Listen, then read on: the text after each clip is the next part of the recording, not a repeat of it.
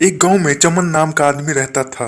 वह बहुत ही ईमानदार और मेहनती था। वहीं दूसरी तरफ उसका बड़ा भाई सोहन बहुत ही लालची और कंजूस था। उसी के गांव में एक रामलाल जमींदार रहा करता था। वह बहुत ही बुरा आदमी था। चमन उसी रामलाल के यहाँ नौकर की काम किया करता था। अरे चमन, खेत में काम हुआ कि नहीं? मालिक, मैंने खेत का पूरा काम कर दिया है, बस फसल को बाजार पहुंचाना रह गया है। शाम हो गया है, मेरे घर जाने का समय हो गया। मुझे मेरे आज के काम का पैसा दे दीजिए। तूने बाजार में फसल पहुंचाया नहीं और पैसा मांग रहा है? जा घर जा, जब कल तुम बाजार में फसल पहुंचा दोगे तो मैं तुम्हें आज का पैसा कल दे दूंगा। रामलाल जमींदार उसे बिना पैसे दिए ही घर से बाहर निकाल देता है। आ गए आप, बैठिए, मैं आपके लिए पानी लेकर आती हूँ।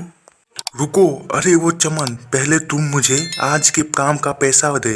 भैया, मुझे आज जमींदार ने पैसे नहीं दिए हैं। कल मैं किसी तरह आपको पैसा दे दूंगा।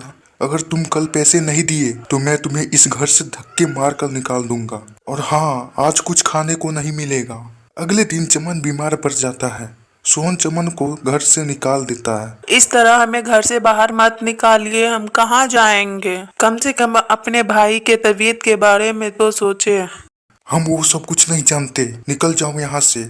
आपका यही इच्छा है तो ठीक है, हम लोग चले जाते हैं यहाँ से। वे दोनों वहाँ से चले जाते हैं।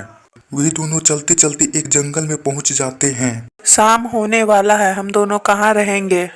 तभी चमन को एक झोपड़ी दिखाई देता है। वहाँ एक झोपड़ी है, चलो उसी में आज का रात गुजार लेते हैं। आप यहीं रुकिए, मैं खाने के लिए फल ले आती हूँ।